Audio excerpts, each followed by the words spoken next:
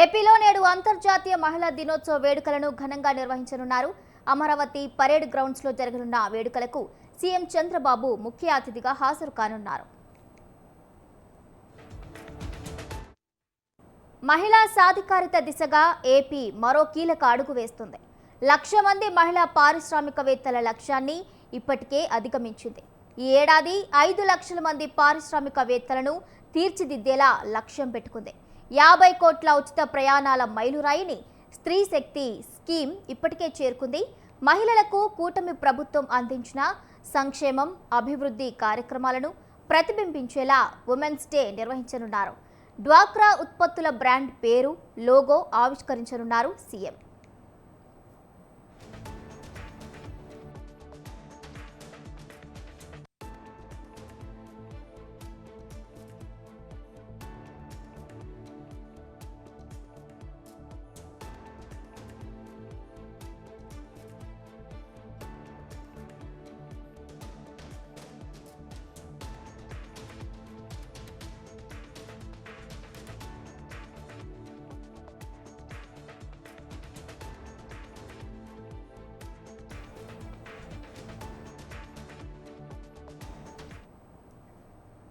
ఏపీలో నేడు అంతర్జాతీయ మహిళా దినోత్సవ వేడుకలను ఘనంగా నిర్వహించనున్నారు.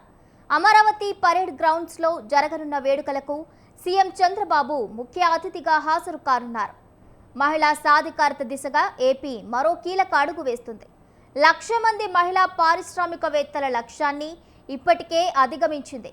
ఈ ఏడాది 5 లక్షల మంది పారిశ్రామికవేత్తలను తీర్చిదిద్దేలా లక్ష్యం పెట్టుకుంది. 50 కోట్ల ఉచిత ప్రయాణాల మైలురాయిని స్త్రీ శక్తి స్కీమ్ ఇప్పటికే చేరుకుంది. మహిళలకు కూటమి ప్రభుత్వం అందించిన సంక్షేమం, అభివృద్ధి కార్యక్రమాలను ప్రతిబింబించేలా ఉమెన్స్ డే నిర్వహించనున్నారు. డ్వాక్రా ఉత్పత్తుల బ్రాండ్ పేరు, లోగో ఆవిష్కరించనున్నారు సీఎం.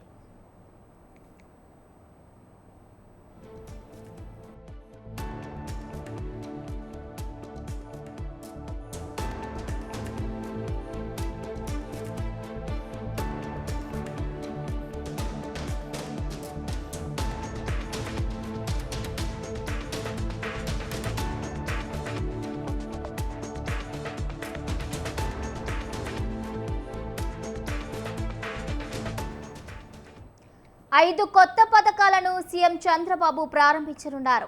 మన డబ్బులు మన లెక్కలు యాప్ను ప్రారంభిస్తారు. కొత్త వన్ స్టాప్ సెంటర్కు చంద్రబాబు శ్రీకారం చుట్టబోతున్నారు.